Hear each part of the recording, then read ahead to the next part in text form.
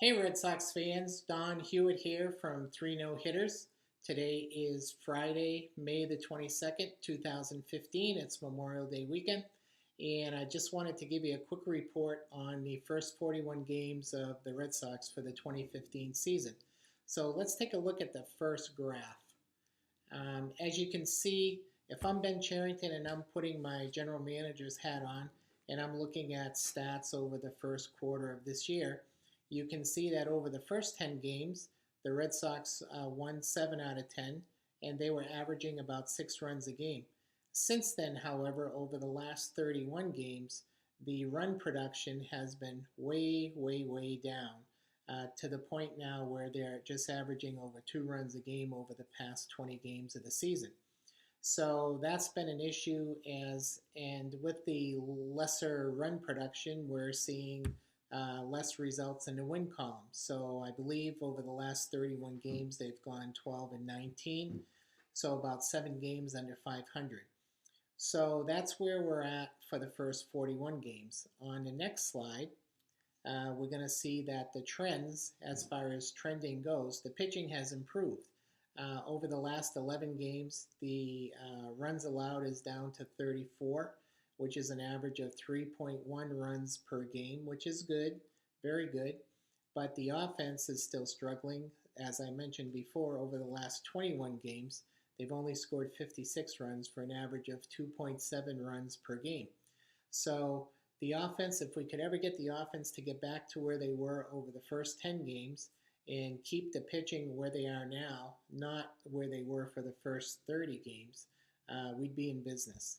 So that's what we're seeing right now as far as trends go. If we look at the next graph, we'll just look at how the Red Sox rank as far as the major categories. So starting with offense, the Red Sox offense is ranked number 21. They really haven't performed at all in the last 21 games. 157 runs is a far cry from the 800 that they normally score a year, so they certainly need some improvement, let's say a lot of improvement in that area. And actually, the Toronto Blue Jays are the number one leader in runs scored at 223. So you can see the Red Sox are far and away not close to that at all. As far as the next slide goes, on defense, the Red Sox are ranked number 7. Kind of interesting since we have Hanley trying to be Manny in left field, and we've only had 21 errors through the first 31 games, which ranks us as number 7. The leading team for least errors so far is the Tampa Bay Rays. They have 15 errors, so we're not too far away on that. So overall, defense good, Hanley bad, but I guess we have to live with Hanley's defense if he has a good offensive numbers. On the next slide, we'll look at the pitching, and you can see that the Red Sox, as far as pitching goes, is number 27 in the league out of 30 with a 4.47 ERA. Average for the league is about a 3.97, or about half a run better than what the Red Sox are at. And again, we're trending better over the last 11 games, but do you believe that the last 11 games is going to continue in the future? Or do you feel that that's an aberration in the first 30 games where the pitching was so bad is going to return with a vengeance at some point? So that's kind of a question mark. We don't know.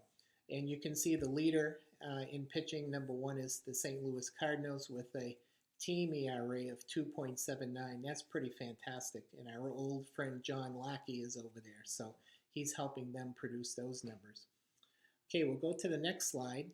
So given what we know now over the first 41 games, given that the pitching is better, given that the offense is the struggling piece to the puzzle right now, if you were John Farrell and you had to shake up your lineup, if you just look at batting average and on-base percentage, this is what I would come up with. I'd have either Holt or Victorino, who's ever in right field, hit leadoff.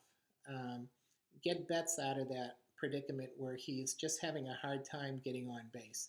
So Holt or Victorino could lead off. Both of them have excellent on-base percentage.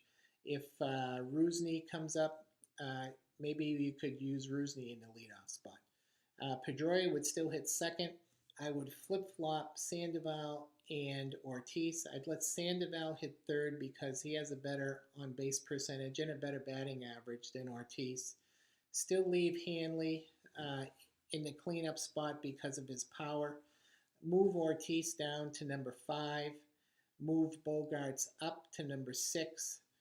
Drop Napoli and Betts down to 7 and 8, and still leave Swihart and Leone in the catching spot, batting 9th. I think at least that gives the hitters with the better on-base percentage and the better batting averages more at-bats, and it takes a little more pressure off Ortiz and Napoli to perform in the roles that they're in now at the number 3 slot and the number 5 slot. So that's what I would do if I was John Farrell, if I'm just looking at internal options. And finally, Rusney Castillo. You know, you paid the guy $72 million. He's been in AAA. He's been performing. He just got back from maternity leave. Why not give him a shot at right field?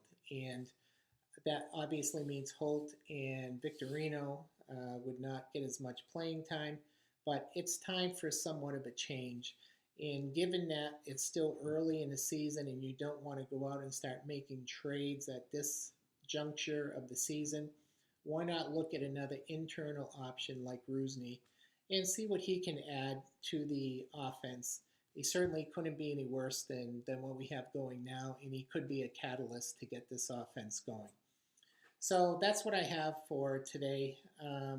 Thanks for watching the video. And because it is Memorial Day weekend, please remember that we should thank all our military families for the sacrifice they've made and for all the freedoms that we have today. So thanks a lot for watching.